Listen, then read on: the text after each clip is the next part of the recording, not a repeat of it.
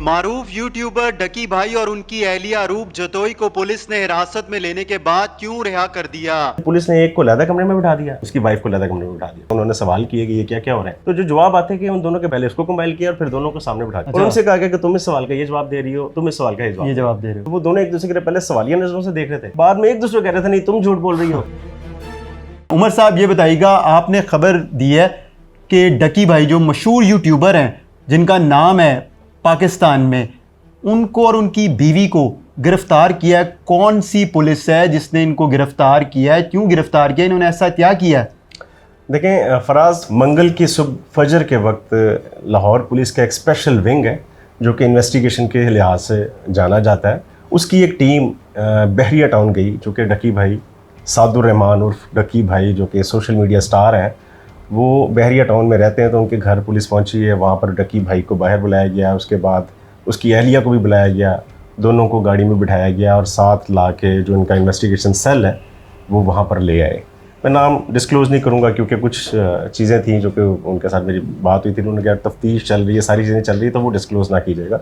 तो वहाँ पर ला के उसको बिठाया गया और तफ्तीश शुरू हुई। तफ्तीश इस बात पर की गई कि डकी भाई की जो वाइफ है अरूप जतोई, उसके इंस्टाग्राम अकाउंट पे एक ऐसी पिक लगी थी जिसके अंदर वो वेपन के साथ गाड़ी के अंदर बैठी हुई है।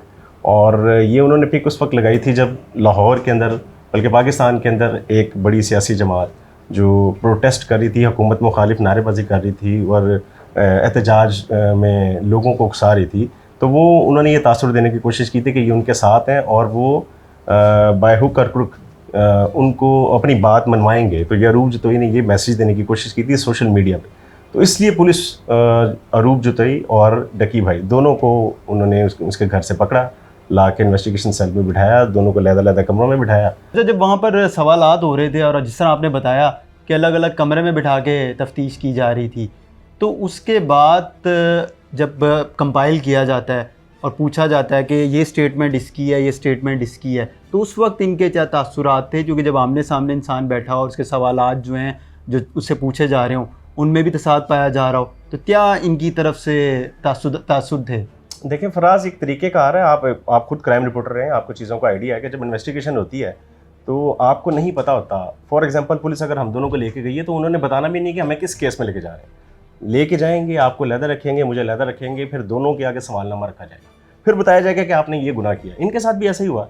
ये दोनों लव बर्ड्स हैं, सोशल मीडिया पे बहुत मोहब्बत की इनकी दास्तान बहुत ज़्यादा हम देखते हैं कि अपना लगता है कि इनके बगैर, मतलब ये एक दूसरे के बगैर तो रह नहीं सकते। तो वहाँ पर भी इनको एक झटका ये तब लगा जब पुलिस ने एक को अलग कमरे में बिठा दिया और इसकी वाइफ को अलग कमरे में बिठा दिया। दोनों का आगे सवालनामा रखा गया, एक इंस्पेक्टर लेवल का ऑफिसर दोनों के सामने बैठ गया, उन्होंने सवाल किए कि ये क्या क्या हो रहा है। तो जो जवाब आते कि उन दोनों के बाद फिर जो सवालनामा है पहले उसको कंपाइल किया और फिर दोनों को सामने बिठा दिया और उनसे कहा गया कि तुम इस सवाल का ये जवाब दे रही हो, तुम इस सवाल का ये जवाब दे रहे हो। तो वो दोनों एक दूसरे के पहले सवालिया नजरों से देख रहे थे, बाद में एक दूसरे कह रहे थे नहीं तुम झूठ बोल रही हो, वो कह रहा था। तो उधर मोहब्बत खत्म हो गई। वो मोहब्बत, ये इन्वेस्टिगेशन सेल का ऐसा कमाल है कि ये यहाँ पर माएँ बच्चों को नहीं पहचानती। तो ये पता चल सका सवालात क्या किए गए, यानी डकी भाई से और उनकी बीवी से? देखें इसी हवाले से सवालात हुए ना कि ये करने की वजह क्या थी, किसके कहने पे कर रहे हैं, क्यों कर रहे हैं। क्योंकि एक सोशल मीडिया स्टार का मतलब है कि 8.1 मिलियन जो इसके सब्सक्राइबर्स हैं डकी भाई के, तो एक अच्छी खासी रीच है, एक अच्छी खासी यूथ है, ये जो यंग जनरेशन है जो इनको फॉलो करती है।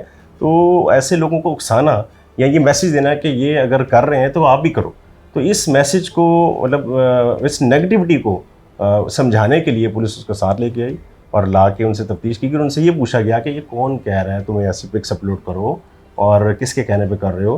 तो जो डकी भाई हैं उन्होंने जवाब दिया कि उसकी बेगम को ही पता है, बेगम कह रही थी, डकी भाई को पता है, मतलब एक दूसरे पर इल्जाम की बचार कर। पुलिस को कंप्लेन किसने की, किसकी तरफ से पुलिस को अहकामात मिले कि डकी भाई और उनकी बेगम को गिरफ्तार करके लाया जाए और उनसे तफ्तीश की जाए? देखिए लाहौर पुलिस सोशल मीडिया पे बहुत ज़्यादा एक्टिव लोगों को मॉनिटर कर रही है।